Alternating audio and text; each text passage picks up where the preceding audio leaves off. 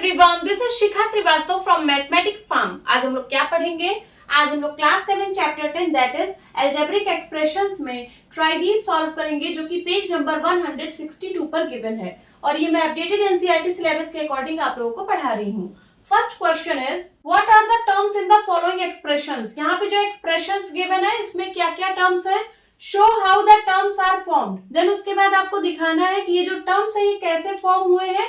Draw tree diagram for each expression. Then आपको हर एक एक्सप्रेशन के लिए ट्री डायग्राम ड्रॉ करना है।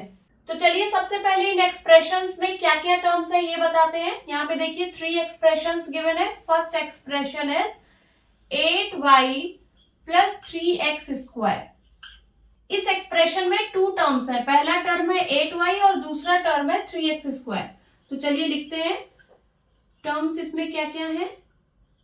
8y, 3x square. अब टर्म्स कैसे फॉर्म हुआ है ये आपको दिखाना है। तो यहाँ पे 2 टर्म्स है, पहला टर्म है 8y, दूसरा टर्म है 3x स्क्वायर। ठीक है, 8y कैसे फॉर्म हुआ है? सो 8y is formed as a product of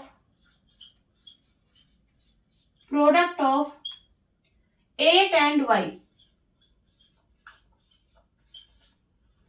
8y जो है वो प्रोडक्ट है 8 और y का।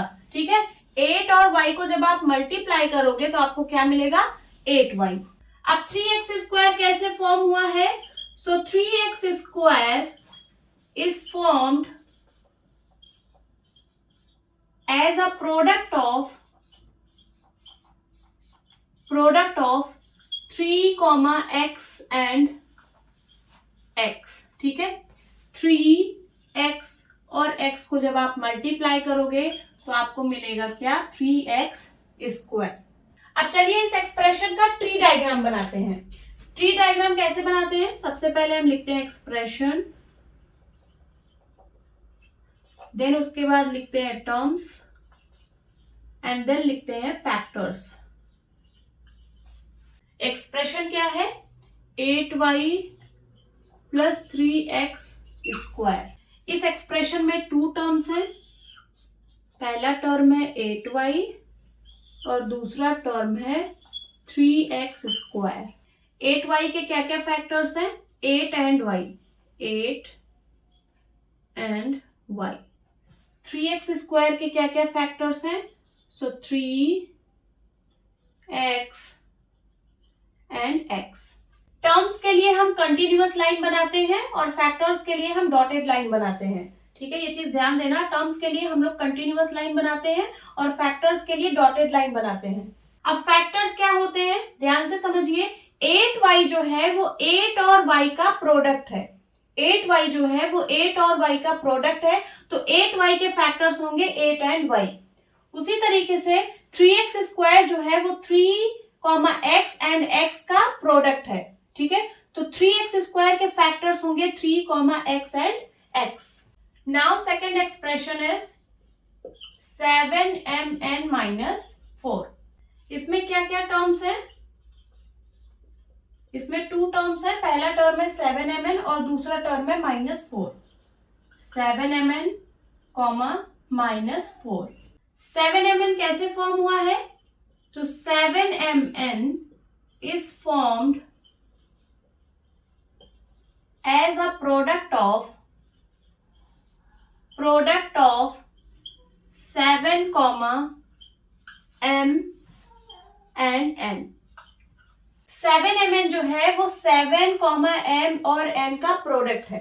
ठीक है, 7, m और n को जब आप मल्टीप्लाई करोगे तो आपको मिलेगा 7mn। और जो दूसरा टर्म है यहाँ पे -4, ये कांस्टेंट है।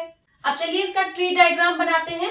एक्सप्रेशन है 7mn माइनस 4।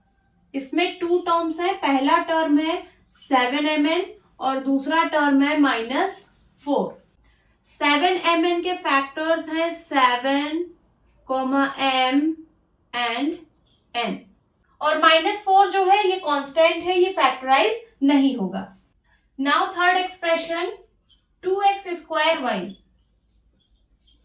इस एक्सप्रेशन में सिर्फ एक ही टर्म है, तो यहाँ पे लिखिए term 2x 2x square Y. अब 2x स्क्वायर वाई कैसे फॉर्म हुआ है? So 2x square Y is formed as a product of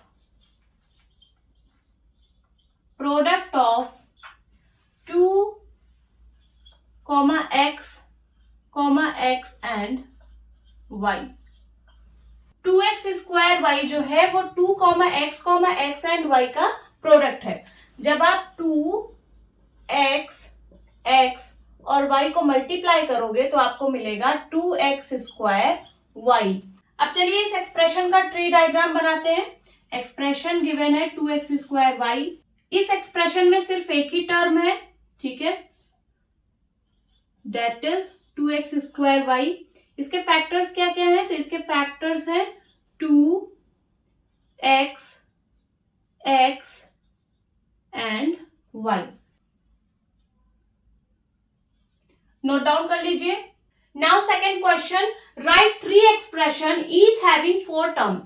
आपको 3 एक्सप्रेशन लिखने हैं और 3 एक्सप्रेशन ऐसे लिखने हैं कि हर एक एक्सप्रेशन में 4 टर्म्स हो। तो चलिए लिखते हैं। First expression 2x square minus 4y plus 3yz minus 4।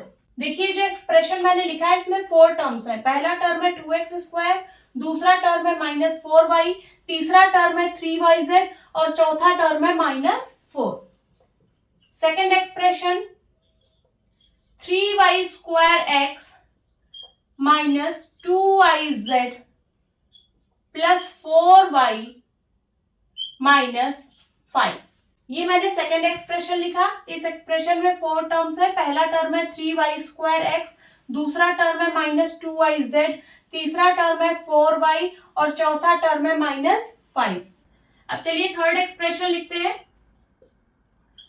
3p square plus 4pq plus 5q minus 6p square Q. ये मैंने थर्ड एक्सप्रेशन लिखा। इसमें भी 4 टर्म्स है। पहला टर्म है 3p स्क्वायर, दूसरा टर्म है 4pq, तीसरा टर्म है 5q और चौथा टर्म है minus 6p square Q. Note down कर लीजिए। अब इसी पेज नंबर 162 पर एक और ट्राई दिस गिवन है, इसको भी सॉल्व कर लेते हैं। Identify the coefficients of the terms of the following expressions. ये जो नीचे एक्सप्रेशंस आपको गिवन है इसमें टर्म्स के कोफिशिएंट्स आइडेंटिफाई करने हैं। कोफिशिएंट्स, सिर्फ कोफिशिएंट्स लिखा है, means numerical coefficients. Numerical coefficients. तो आपको इन एक्सप्रेशंस के टर्म्स के न्यूमेरिकल कोफिशिएंट्स आइडेंटिफाई करने हैं। तो उसके लिए सबसे पहले हम इस तरह की एक टेबल बनाएंगे। यहाँ पे लिखेंगे सीरियल नंबर, यहाँ पे लिखेंगे एक्सप्रेशन, यहाँ पे लिखेंगे term which is not a constant, जो कांस्टेंट नहीं है। ठीक है, आपको ऐसा टर्म लिखना है जो कांस्टेंट नहीं है। कांस्टेंट टर्म को यहाँ पे नहीं लिखना है। और यहाँ पे लिखेंगे numerical coefficient. So first expression given है 4x माइनस 3y। इस एक्सप्रेशन में 2 टर्म्स हैं। पहला टर्म है 4x और दूसरा टर्म है minus 3y। 4x minus 3y। 4x का न्यूमेरिकल कोफिशिएंट है 4, माइनस 3y का न्यूमेरिकल कोफिशिएंट है माइनस 3। न्यूमेरिकल कोफिशिएंट क्या होता है? तो टर्म में वेरिएबल का जो मल्टीप्लायर होता है वही होता है न्यूमेरिकल कोफिशिएंट। 4x ये टर्म है, इसमें वेरिएबल x है, x का मल्टीप्लायर 4 है। ठीक है, तो 4 क्या है? Numerical coefficient. उसी तरीके से माइनस 3y टर्म है, ठीक है, y यहाँ पे वेरिएबल है और वेरिएबल का मल्टीप्लायर है माइनस 3, तो माइनस 3 क्या है? Numerical coefficient. Now second expression a plus b plus 5। इस एक्सप्रेशन में 3 टर्म्स है। पहला टर्म है a, दूसरा टर्म है b और तीसरा टर्म है 5। 5 कांस्टेंट है, कांस्टेंट टर्म को यहाँ पे नहीं लिखना है। यहाँ पे लिखिए a b। अब इस टर्म का न्यूमेरिकल कोफिशिएंट क्या है? तो मैंने क्या बताया था, न्यूमेरिकल कोफिशिएंट क्या होता है? वेरिएबल का मल्टीप्लायर। वेरिएबल यहाँ पे a है, a का मल्टीप्लायर 1 है, तो यहाँ पे न्यूमेरिकल कोफिशिएंट होगा 1।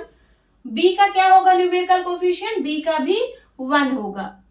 कांस्टेंट टर्म का कोई न्यूमेरिकल कोफिशिएंट नहीं होता है। क्यों नहीं होता है? क्योंकि इसमें कोई वेरिएबल फैक्टर नहीं होता है। न्यूमेरिकल कोफिशिएंट जो होता है वो वेरिएबल का मल्टीप्लायर होता है। तो जब इसमें वेरिएबल है ही नहीं तो किसका मल्टीप्लायर हम लिखेंगे? ठीक है, इसलिए कांस्टेंट टर्म को हम नहीं लिखते हैं। यहाँ पे लिखा गया है which is not a constant. यहाँ पे कांस्टेंट टर्म को नहीं लिखना है। कांस्टेंट के अलावा जो टर्म्स हैं वो सारे टर्म्स हम लिखते हैं। Third expression 2y plus 5। इस एक्सप्रेशन में टू टर्म्स हैं। पहला टर्म है 2y, दूसरा टर्म है 5 जो कि कांस्टेंट है। यहाँ पे 5 नहीं लिखेंगे, लिखेंगे क्या? 2y। 2y ये जो टर्म है इसका न्यूमेरिकल कोफिशिएंट क्या है? 2 है। ठीक है, वेरिएबल का मल्टीप्लायर, वेरिएबल y है, y का मल्टीप्लायर 2 है, तो न्यूमेरिकल कोफिशिएंट क्या है 2y का? 2। Fourth expression 2xy। इस एक्सप्रेशन में एक ही टर्म है दैट इज 2xy। तो यहाँ पे लिख दीजिए 2xy। इसका न्यूमेरिकल कोफिशिएंट क्या है? तो वेरिएबल्स का मल्टीप्लायर, वेरिएबल्स यहाँ पे x और y है, इसका मल्टीप्लायर क्या है? 2। ठीक है, तो न्यूमेरिकल कोफिशिएंट होगा 2। नोट डाउन कर लीजिए। होप स्टूडेंट्स आपको ये क्लास अच्छी लगी होगी। मिलती हूँ अपनी नेक्स्ट वीडियो में, तब तक के लिए bye bye and take care.